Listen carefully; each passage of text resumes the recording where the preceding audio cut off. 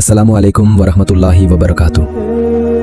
1400 साल पहले, जब माइक्रोस्कोप्स नहीं थे, जब मॉडर्न बायोलॉजी एग्जिस्ट नहीं करती थी, कुरान ने इंसान की पैदाइश के ऐसे स्टेजेस बताए जो आज मॉडर्न एम्ब्रियोलॉजी कंफर्म करती है। क्या ये सिर्फ इत्तेफाक है या फिर ये अल्लाह का कलाम है?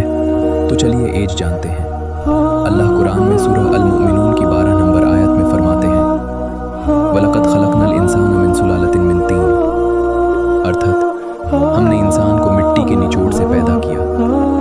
आज साइंस बताती है कि इंसान का जिस्म उन्हीं एलिमेंट से बना है जो अर्थ की मिट्टी में मिलते हैं, जैसे कार्बन, कैल्शियम, आयरन और ऑक्सीजन।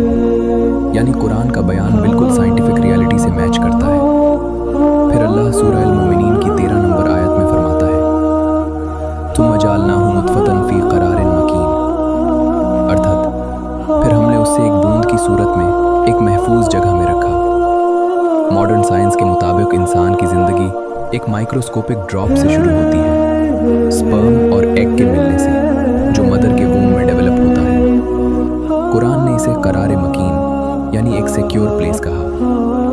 कुरान फिर सूरह अल-मुमिनून की 14 नंबर आयत में कहता है, थुम्मा खलक़ना नुतफ़ता अलक़ता, अर्थात फिर हमने नुटफ़ा को अलाक़ा बनाया। अरबिक वर्ड अलक़ा का मतलब होता है चिपकने वाली चीज़ या लीच जैसी चीज़। मॉडर्न एम्ब्रियोलॉजी बताती है कि एम्ब्रियो यूट्रस की वॉल से अटैच हो जाता है, बिल्कुल एक लीच की तरह चिपक कर न्यूट्रिएंट्स लेता है। अल्लाह कुरान में आगे फरमाता है, फ़ख़लक़नल अलक़ता मुद्ग़तन, अर्थात फिर हमने अलक़ा को मुद्ग़ा बनाया। अरबिक वर्ड मुद्ग़ा का मतलब होता है चबाए हुए गोश्त जैसा टुकड़ा।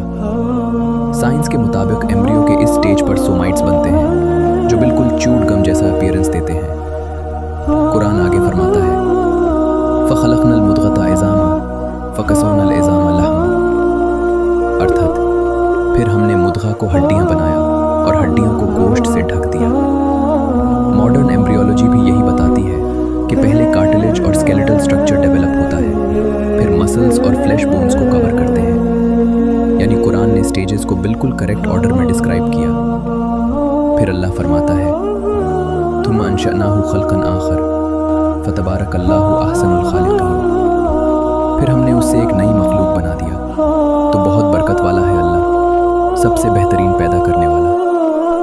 1400 साल पहले, जब कोई अल्ट्रासाउंड नहीं था, कुरान ने इंसान की पैदाइश के स्टेजेस बता दिए। सोचो, ये इल्म हमारे नबी सल्लल्लाहु अलैहि वसल्लम तक कैसे पहुंचा? जवाब सिर्फ एक है, ये अल्लाह का कलाम है। ऐसे ही कुरान से संबंधित और वीडियो देखने के लिए हमारे साथ जुड़े रहें। तारीख़ के सफ़ों में छुपी हुई कहानियाँ, कुरान की रोशनी में समझने वाली सच्चाई और इस्लाम का असल पैगाम। ये है एक सफ़र हकीकत की तरफ, the correct way to Islam.